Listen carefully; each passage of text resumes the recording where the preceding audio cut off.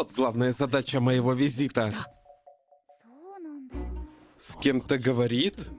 Блин, ничего не разобрать. Да я и сама хочу расспросить подробнее. Другое дело. А мне вообще стоит идти туда одной или нет? Нагло не сочту. Вот, давай. Мне нравится твоя музыка, Татибана, но я мало что в ней понимаю.